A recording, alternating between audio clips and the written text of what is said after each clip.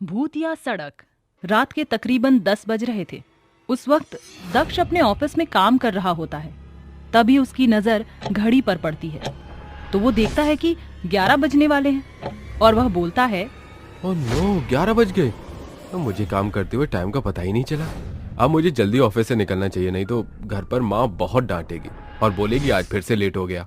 इतना बोलकर वो ऑफिस से निकलता है और अपनी कार स्टार्ट कर सड़क से जाने लगता है। तभी वो मन ही मन सोचकर बोलता है, जिस रास्ते से मैं जाता हूँ उस रास्ते से मुझे घर जाने में 2 घंटे लगते हैं, तो क्यों ना मैं उस जंगल के गुफा वाली सड़क से घर जाऊँ। इससे मैं घर भी जल्दी पहुँच जाऊंगा और माँ की डांट भी नहीं खानी पड़ेगी। इतना सोचकर दक्ष अपनी कार को जंगल वाले सड़क पर मोड़ देता है और म्यूजिक ऑन करके कार चलाने लगता है। और जैसे ही उसकी कार गुफा में पहुंचती है, कार बंद हो जाती है। कार को बंद होता देख दक्ष बोलता है, अरे ये कार अचानक से बंद कैसे हो गई? चलो उतर कर देखता हूँ। इतना बोलकर वो कार से नीचे उतरता है और अपनी कार का बोनट खोलकर देखने लगता है कि तभी उसे अपने पीछे किसी के होने का एहसास होता है। तो वो पीछे पलटकर देखता है लेकिन वहाँ कोई नहीं होता। जिसके बाद वो कार का बोनट बंद करने लगता है। तभी वह अपने सामने एक भूत को देखता है, जिसे देखकर वो डर जाता है और डरते हुए बोलता है, भूत, तुम भूत हो? हाँ, मैं भूत हूँ और अब मैं तुझे मार कर खाने वाला हूँ। भूत की ये बात सुनकर दक्ष बहुत ज्यादा डर जाता है और वहाँ से भागने लगता है। तभी भूत उसे पकड़ता है और उसे मारकर उसके शरीर के टुकड़े कर उसे खा जाता है। ऐसे ही हर रात जो भी उस गुफा वाले सड़क के रास्ते से गुजरता, वो भूत उसे मार दिया करता था।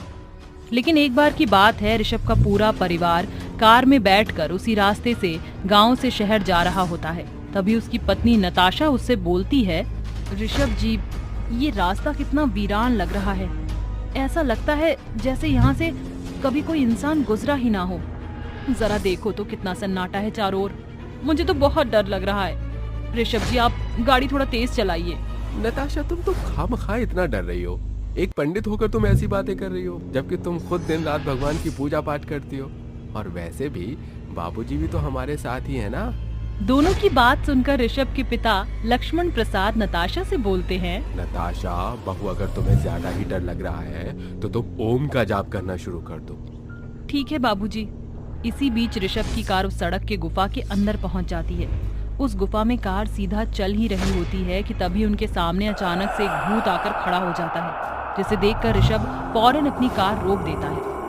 तभी भूत बोलता है, आखिर कब से मैं अपने शिकार का इंतजार कर रहा था और आज जाकर मुझे मेरा शिकार मिल ही गया। बहुत तड़पाया है तुम लोगों ने मुझे, लेकिन कोई बात नहीं, अब तड़पने की बारी तुम्हारी है। अब मैं तुम्हें मार कर खा जाऊंगा।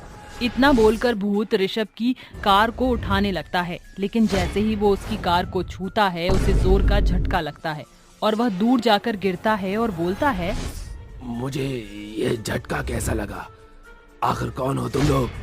मुझे नहीं लगता कि तुम एक आम इंसान हो। भूत की ये बात सुनकर लक्ष्मण प्रसाद कार से नीचे उतरता है और भूत से बोलता है, हाँ, तुमने बिल्कुल सही पहचाना।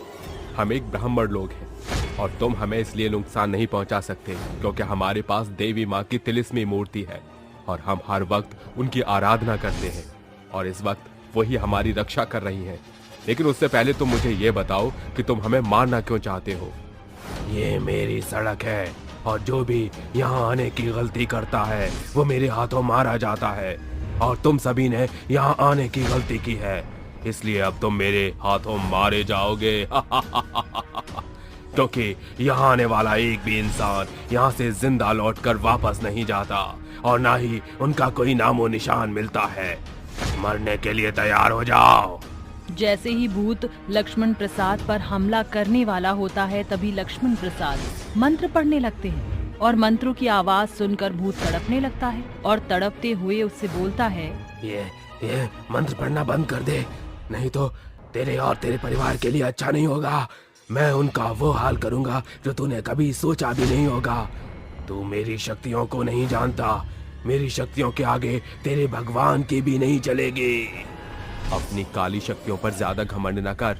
रुक, मैं तेरे इस घमंड को अभी तोड़ता हूँ। जिसके बाद लक्ष्मण प्रसाद भूत के ऊपर भभूति फेंक देते हैं, जिससे वो और भी ज्यादा तड़पने लगता है।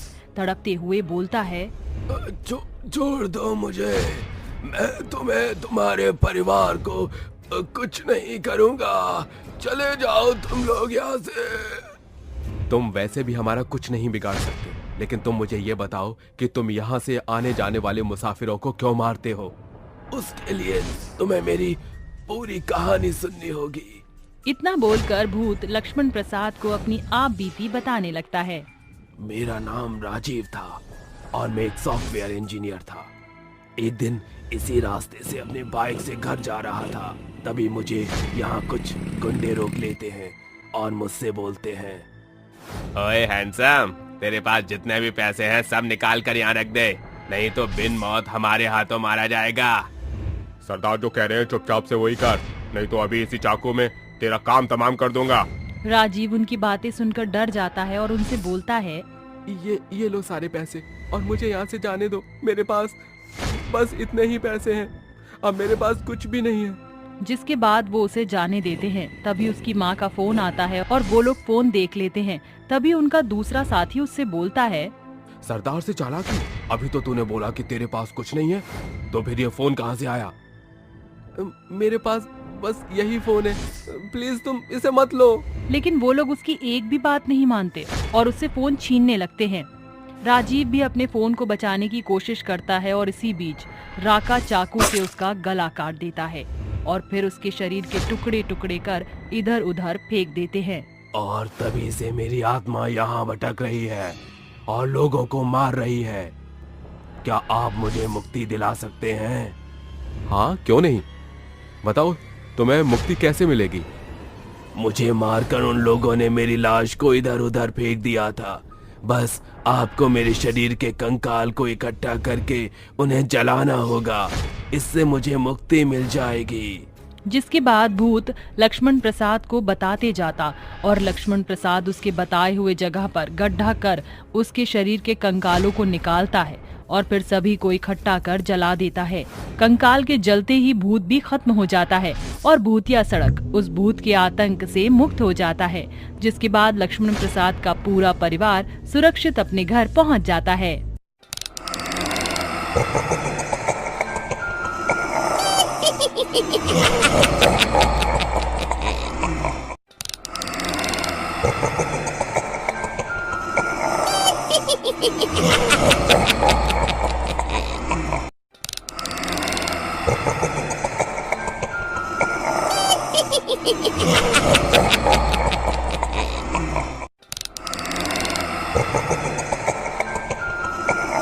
Ha ha ha ha!